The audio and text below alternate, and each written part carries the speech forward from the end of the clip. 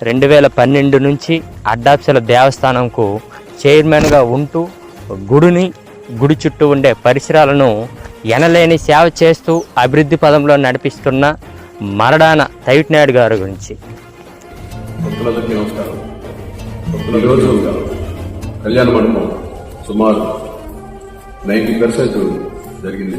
కేవలం 10% మాత్రమే finishing works అన్ని నడుస్తున్నాయి. ఆ 10% వర్క్ అయిపోతే జూన్ నెలలో మనం కళ్యాణ మండపాన్ని ప్రారంభం చేయాలనుకుంటున్నాం. మనం అడిగిందే తరువుగా ఎవరైనా ₹1,00,000 ఇచ్చినట్లయితే 2 సంవత్సరాల తర్వాత వారిచ్చిన ₹1,00,000 వారికి తీసుకుని వారి పేరుని కళ్యాణ మండపంపై రాస్తామని చెప్పి శిలాఫలకం పెడతామని చెప్పి మనం భక్తులకి భక్తులిచ్చినటువంటి ఆర్థిక సహకారంతోనే ఆలయాన్ని కానీ కళ్యాణ మండపాన్ని కానీ నిర్మించడం జరిగింది.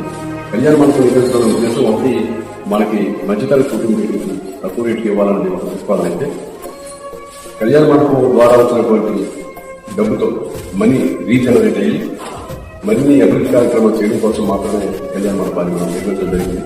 కాబట్టి ఈ చివరి దశలో మనకి ఇంకా 12 లక్షలు వస్తాయి. భక్తులు ఎవరైనా ₹1,00,000 ఇచ్చినట్లయితే 2 సంవత్సరాల తర్వాత ₹10,00,000 ఇస్తాం.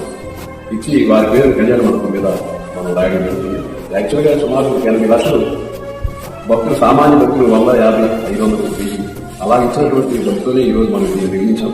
కానీ పేరు చివరి దశలో ఉన్నటువంటి ఈ స్థాయిలో ఇంతమంది భక్తులు మనకి 30 మంది సహకరించాం. విరాళాల ద్వారా మనం ₹3,00,000 ఇప్పుడు కూడా విరాళాలు ఇవ్వచ్చు, లేదా ₹10,00,000 తీసుకొని మనకి సహకారం అందించడం జరిగితే తొందరగా జూన్ నెలలో తప్పనిసరిగా ఓపెన్ చేయాలి. ఆ ఓపెన్ చేయడానికి వారు భక్తులు ఎవరైనా కానీ సహకారం అందిస్తే వారికి మేమందరం మా కమిటీ తరఫున ప్రత్యేకత భావం తెలియజేస్తున్నాం.